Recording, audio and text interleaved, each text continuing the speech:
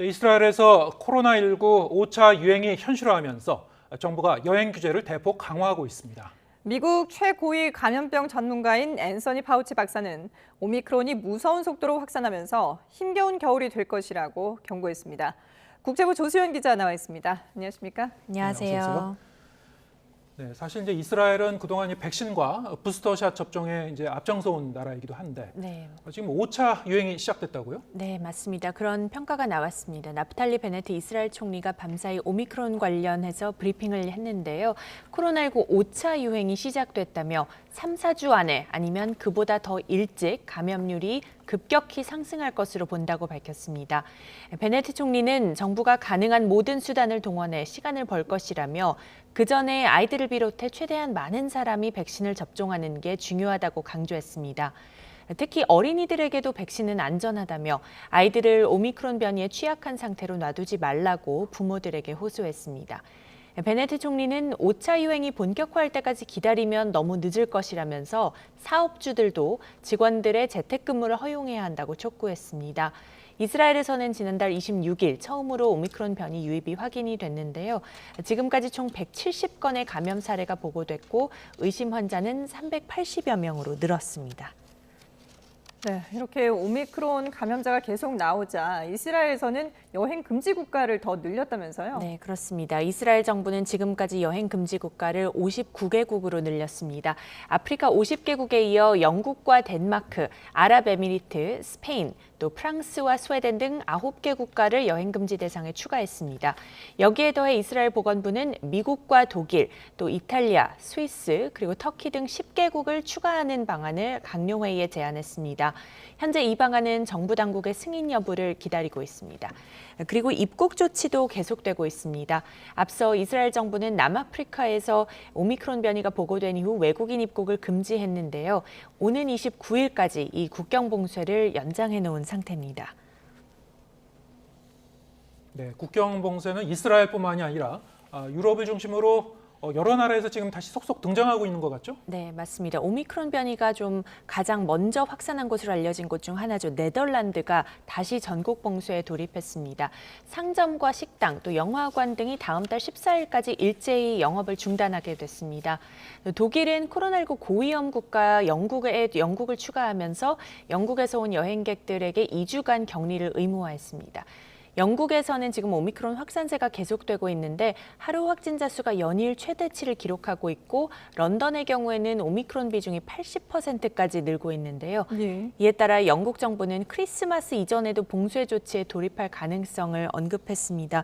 사실 그동안 존슨 총리는 봉쇄는 없을 것이다 이런 기조를 유지해 왔는데 그렇죠. 약간의 입장 변화가 감지되고 있고요. 이탈리아도 일일 확진자 수가 13개월 만에 최대로 급증하자 추가 방역 대책을 곧 내놓는다는 방침입니다. 그리고 중동에서는 이란이 앞으로 4주간의 봉쇄 조치를 검토하고 있습니다.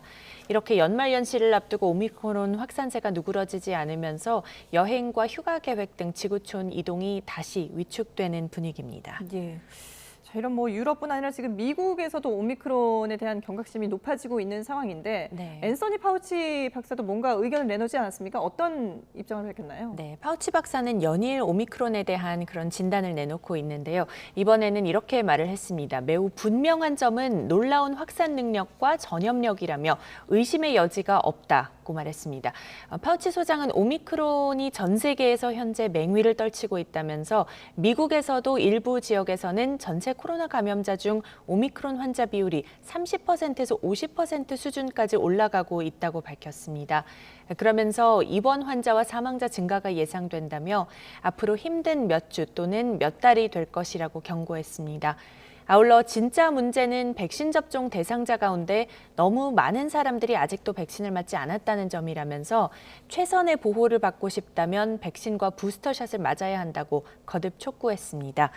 AP통신은 파우치 소장의 이런 전망에 대해서 바이든 대통령이 취임 이후에 내놓았던 낙관론에 급반전한 것이라고 지적했습니다. 네, 파우치 소장의 이 같은 발언. 사실 해리스 부통령 같은 경우에도 바이든 대통령의 이 취임 직후에 과거 낙관론과는 좀 상당히 대조가 되는 그런 얘기를 해서 지금 논란이 되고 있죠. 네, 맞습니다. 해리스 부통령이 LA타임스 신문과의 인터뷰에서 말한 내용인데요. 미국 정부가 의존하는 과학자 대부분이 델타와 오미크론 변이를 예상하지 못했다고 말했습니다. 또 바이든 대통령이 지난 7월 미국 독립기념일을 맞아서 코로나 독립선언을 했던 것을 놓고 성급했다는 지적이 잇따랐는데 이에 대해서 해리스 부통령은 승리 선언은 아니었다 이렇게 반박을 했습니다. 해리스 부통령은 코로나와의 싸움에서 승리하지 못했다며 이 바이러스로 미국인 80만 명이 사망했고 그 누구도 승리를 주장할 수 있다고 생각하지 않는다고 말했습니다. 그런데 변이 가능성을 전혀 예상하지 못했다는 이 발언이 논란이 되자 해리스 부통령 측 보좌관은 맥락상 설명이 부족한 부분이 있었다면서도 바이든 행정부는 코로나 변이가 가능하다는 것을 알고 있었다고 해명했습니다. 파우치 소장도 변이 감염 규모가 이렇게 클 줄은 예상하지 못했지만 잘 준비는 돼 있었고 변이 자체는 예상했다. 이렇게 수습을 했는데 그러나 외신들은 해리스 부통령의 발언과 또 이 바이든 대통령의 7월 당시 자신했던 이런 발언 등을 들어서 바이든 행정부의 코로나19 전략에 대한 의구심을 불러일으키고 있다고 지적했습니다. 예, 알겠습니다. 네, 지금까지 국제부 조수연 기자와 함께했습니다. 오늘 말씀 잘 들었습니다.